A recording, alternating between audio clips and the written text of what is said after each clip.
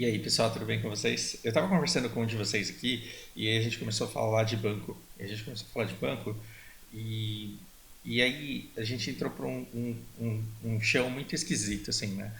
Tal banco é bom, não é bom, presta ou não presta, porque é bom porque se preocupa com o cliente e quer o bem das pessoas, e isso para mim não faz o menor sentido. Toda essa visão de que alguma coisa é boa ou é ruim, presta ou não presta, é sempre para mim uma visão muito superficial, porque afinal de contas são interesses que geram políticas, né? São interesses que fazem as pessoas fazerem alguma coisa. E talvez esse negócio de tentar encontrar coração bom ou coração perverso num banco seja uma coisa meio impossível de acontecer. E aí a gente tem que entender o que os bancos fazem, na verdade, o que acontece, na verdade, e quais são as estratégias dele para operar. Porque nessa conversa, a gente estava conversando e surgiu a pauta de, nossa, eu tenho medo que esse banco ele venha falir, por exemplo, porque ele de repente pode falir, né? Porque ele dá tanta coisa de graça que pode não ser mais viável. E aí vamos lá. É, Vamos entender o que é dumping e o que leva determinados bancos a fazerem determinadas coisas. O pessoal que é formado em economia deve querer morrer com esses vídeos que eu faço, de tão superficiais que eles são, mas se eu estou encaminhando vocês, leigos, a canais de economia ou canais de finanças para que vocês se informem melhor sobre aquilo que eu faço, né? Eu provoco, eu faço uma provocação e jogo uma curiosidade talvez, então o objetivo aqui ele já foi alcançado. Né? A gente vai falar desse dumping, essa estratégia financeira, e não a síndrome de dumping, que é outra coisa. Mas tem um meme que circula pela internet que é muito legal. E eu vou tentar resumir o máximo, porque ele explica muito essa prática de uma maneira muito simples. Vamos colocar aqui um metrô e o cara vendendo, sei lá, melão, e vamos colocar um preço aleatório. Tem um cara vendendo melão a 3 reais ali. E aí chega um cara, um outro competidor, que quer entrar nesse mercado. Pô, tem uma estação de metrô, o território de venda de melão já é do cara. Todo dia centenas de pessoas passam ali, compram melão, vão para casa, o cara termina de vender tudo, ele volta para casa dele feliz. Paga os boletos dele, tira o lucro, dá o sustento para o sustento da família dele, e é isso. E é isso. Mas aí chega um cara querendo roubar esse mercado. E aí o que ele faz? Ele abre uma barraquinha do lado e coloca o melão para vender por 2,90. 2,90. O cara que já estava lá, ele fica puto, porque assim, pô, já não basta um cara vender a mesma coisa que eu vendo, bem aqui do meu lado, no lugar onde eu tô. As pessoas já estão acostumadas a comprar melão aqui. Veja esse detalhe, esse detalhe. Aquele ponto, naquela estação de metrô, ela é interessante porque as pessoas já estão acostumadas a comprar melão ali. Então, talvez seja um ótimo lugar para vender melão, mais do que numa outra estação em que não tem essa barraquinha e que as pessoas não estão acostumadas a comprar lá. Então, o ponto ele vira referência de local de compra. Então, se você quer vender melão, talvez um dos melhores lugares seja naquela estação onde tradicionalmente há muitos anos as pessoas já compram. Aquele lugar tem valor, porque quando a pessoa quer comprar melão, ela deixa para passar ali naquele local quando ela está andando de metrô, ao invés de comprar em outro lugar. Chega um cara com melão do mesmo fornecedor e começa a vender por 2,90. O cara que já estava ali, ele fica possesso. Ele baixa o preço para 2,50. E aí o que o cara novo que quer roubar mercado ele faz? Ele vem e lança 1,50 de preço. Cara, isso é 50% de desconto. Isso é um preço desleal. É, o cara que estava lá, ele não quer levar desaforo para casa e ele fala: esse território é meu, eu não vou sair daqui. E o que eu vou fazer? Eu vou colocar para vender por R$ 1. Eu vou perder dinheiro nesse negócio, mas eu vou tirar esse cara daqui. E aí esse novo investidor que quer roubar o mercado, o que ele faz? Ele vai na barraca do cara que estava ali antes, que colocou o preço do melão dele a R$ 1 e compra todos. Compra todos os melões. Dá o dinheiro pro cara. Só sobrou a barraquinha pro cara. Ele pega e começa a ir embora. Quando ele começa a ir embora, carregar a barraca dele, ele olha para trás e vê o que o cara que comprou os melões dele está fazendo. O cara que comprou os melões dele colocou os melões para vender e colocou o preço lá para vender por 3,50. 3,50. Mas que fosse R$ 3, porque as pessoas já estão acostumadas a comprar por R$ 3. A gente não precisa transformar esse cara perverso em alguém que vai prejudicar o consumidor.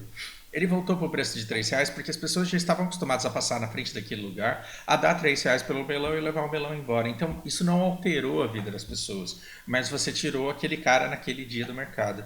Essa é uma história real? Não, é uma história para exemplificar o que grandes pessoas de grande capital. Por que você tem que ter grande capital? Porque se você não tem dinheiro e você comprou o melão ontem para vender e pagar amanhã, você vai ter que vender o melão, pegar o dinheiro que você arrecadou e pagar o seu fornecedor porque você ficou devendo. Você não pode ter prejuízo nisso, porque você tem que pagar aquilo que você comprou e ainda garantir o sustento da sua família. Você não tem capital de giro, você não tem recursos. Agora, o cara que já é milionário, ele tá se importando se ele ficar 3 meses vendendo melão a um real? Não. Se eu tiver que ficar, se o cara perverso que chegou para roubar o mercado, se ele tiver que ficar durante 3 meses vendendo melão por R$ 1 ali, ele fica. Por quê? Porque para ele o importante é que o outro quebre. Para ele é importante que as pessoas se acostumem a comprar dele. Ele está investindo dinheiro, ele está perdendo dinheiro. Para quê? Para conseguir o que a gente chama de market share, que é um pedaço, uma fatia do mercado. É uma fatia do mercado.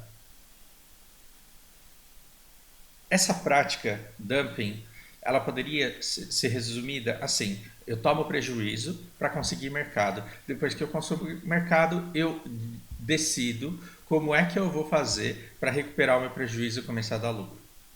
Então, eu vendo melão eu compro, sei lá, melão a 1,30 e vendo por R$ 1. Eu perco 30 centavos toda vez que eu faço uma venda, mas eu estou garantindo o mercado. Por quê? Porque a hora que os meus concorrentes quebrarem e eles não conseguirem ficar aqui, a hora que eles se mudarem de cidade, a hora que eles forem vender melão em outra estação de trem, em outro lugar, para começar do zero, onde as pessoas daquela localidade não costumam comprar melão ali, a hora que esse cara finalmente desaparecer, aí eu vou ter ocupado o lugar dele e eu vou conseguir sobreviver de boaça num mercado que já havia sido criado antes de mim.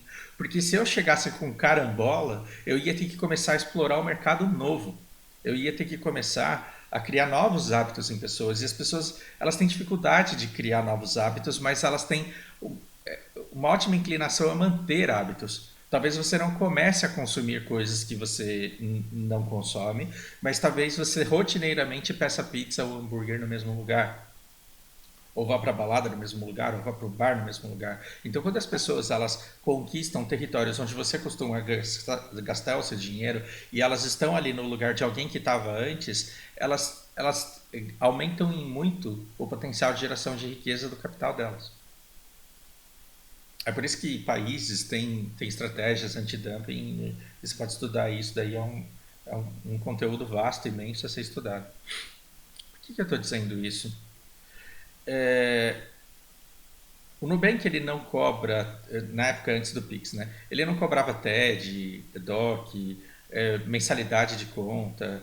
O Nubank e o Inter, e o C6, e o PagBank, e todas essas fintechs que estão virando bancos, eles fazem isso porque eles são bons e porque eles se preocupam com você, pobre?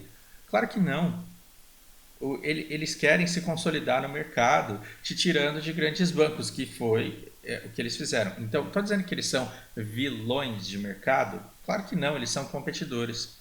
Mas eles estão usando uma estratégia que dá muito certo, que é dar coisa de graça para as pessoas. É muito comum você, por exemplo, você não vai trocar uma internet por outra, sendo que você já conhece a sua internet, só porque o outro está te oferecendo a mesma internet pelo mesmo preço que você paga. Você não vai mudar. Você já tem um contrato, para que você vai fazer outro? Para que você vai se dispor a talvez ficar um dia sem internet, até que vir um cara entrar na sua casa para fazer instalação? Você não quer isso. Mas quando o cara chega para você e fala, você está pagando 100 e eu te faço por 70 no primeiro ano.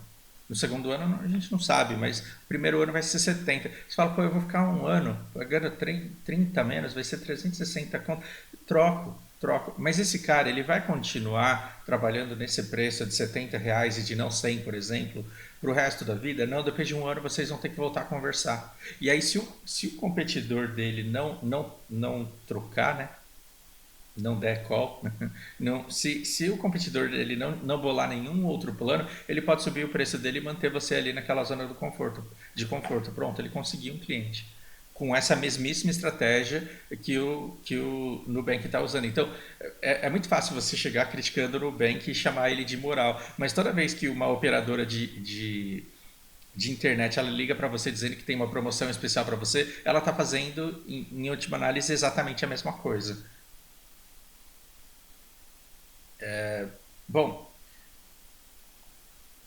vale a pena esse mercado todo? Se esse banco ele não cobra taxa de manutenção de conta, não cobra TED, não cobra DOC, não cobra absolutamente nada, então como é que esses caras ganham dinheiro? Bom, aqui a gente tem uma tabela e por lei, não é porque os bancos eles são legais, é que o Banco Central ele estabeleceu um limite, um teto para cobrança de cheque especial que não pode passar muito disso daqui. E você vê que tá todo mundo meio que alinhado. O cheque especial ele já chegou a custar 18%. Imagina, você deixa seu dinheiro para render 8%, 9% ao ano num investimento bom, e quando você se endivida com o seu banco, ele te cobra 18% ao mês. Nossa economia já foi assim. Hoje você tem a coisa mais controlada. E aí você tem, por exemplo, Unibanco, você tem Bradesco, você tem os maiores bancos aqui, eles estão todos mais ou menos no mesmo patamar. A Caixa é um banco que surpreende, né? Porque ela tem, a Caixa Econômica Federal, ela tem uma taxa entre os grandes bancos, uma taxa relativamente reduzida. Agora, dá uma olhada no juro do Nubank. Como ele não é um banco e o produto dele não se chama cheque especial, ele cobra uma taxa absurda do rotativo. E ele diz na propaganda publicitária dele que essa taxa é alta de propósito porque você tem que aprender a se disciplinar. O Nubank ele investiria pesado, dando um monte de serviço de graça para você. Se nós brasileiros não fôssemos tradicionalmente um povo endividado, por N motivos, um povo endividado que carece de disciplina, educação financeira e de recursos, de condições para gerar riqueza, muito provavelmente não. Muito provavelmente não. Mas o Nubank está crescendo num país em que a inadimplência das famílias chega a 70%. Vocês têm ideia do que significa isso? Que em pesquisas que são feitas em campo, você tem lá os muito endividados, os relativamente endividados, os pouco endividados, e quando você soma essas três linhas, dá 70% da população. Você mora num país em que 70% das famílias têm algum tipo de dívida. E se no momento em que você tiver dívida, é aquele momento em que você vai comprar o melão, né? Naquele momento em que você está passando na estação de metrô e que te dá vontade de comprar um melão, ou seja, naquele momento em que dá alguma merda, dá alguma zica, te atrasa um pagamento e calha de você ficar endividado, você está numa instituição que não vai te cobrar 8, que vai te cobrar praticamente 15, porque esse 75 aqui é uma maneira disfarçada de escrever 15%, que é quase o dobro de 8, né? Quando a gente para pensar nisso, no montante de 421%, ou seja, se a sua conta estava negativa em R$ 100, o ano que vem, se você esquecer a sua conta lá, o ano que vem você pode voltar e ver que você está devendo 421 para o banco e não mais 100. É assustador, assim. Estou dizendo que o Nubank, portanto, é iníquo, que ele é ruim? Não. A gente precisa entender que o modelo de negócio está aí para que você analise. E quando você decide abrir uma conta no banco, você tem que analisar o modelo de negócio deles. Então, é mais ou menos assim. Eu estou numa condição em que eu tenho um capital de giro, eu tenho uma reserva de emergência e eu sei que eu não vou ficar negativo no cheque especial. Então, eu vou para esse banco, eu vou me utilizar de todas as estratégias que ele tem para ganhar market share.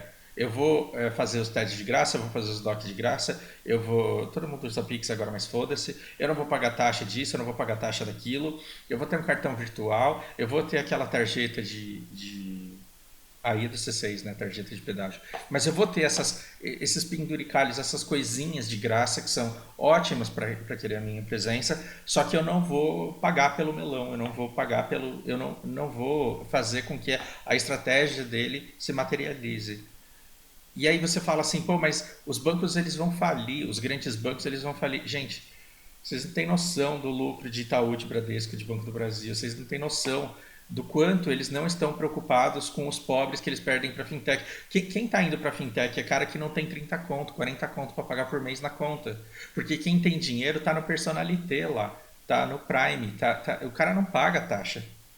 O cara não paga taxa. Então, assim, os caras que são realmente lucrativos para os bancos, eles continuam nos bancos. E agora esse novo Open Bank, essa nova ideia de Open Bank que você leva a sua conta e a sua dívida para onde você quiser, não deixa de ser uma reação dos bancos, dos grandes bancos, a instituições como essa daqui. Por quê? Porque olha que engraçado, e olha como é uma luta de tubarões, né? Pelas sardinhas. Hoje você não tem 30 conto, você não tem 40 conto, você não tem 60 conto para ficar pagando por mês de mensalidade de conta e de taxa pequena que você paga. Aí você vai para o Nubank, aí você se endivida. Você se endivida no Nubank. Aí você fala, cara, essa taxa está muito grande, está muito alta. E aí, com esse Open Banking que está aparecendo agora, que você pode levar sua conta para onde você quiser, quem que te liga? Quem que aparece para você? Quem que te manda a mensagem? O Itaúzão, o Bradescão, de onde você saiu, né?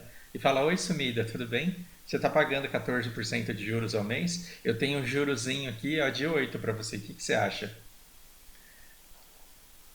No fim das contas, você não tem que olhar para o mercado e eleger um banco escolhido favorito porque ele é bom.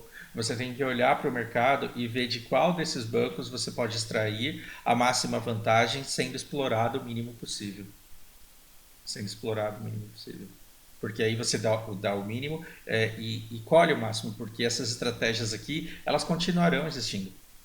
Elas continuarão existindo. O capital ele vai se reformulando, ele vai se reinventando.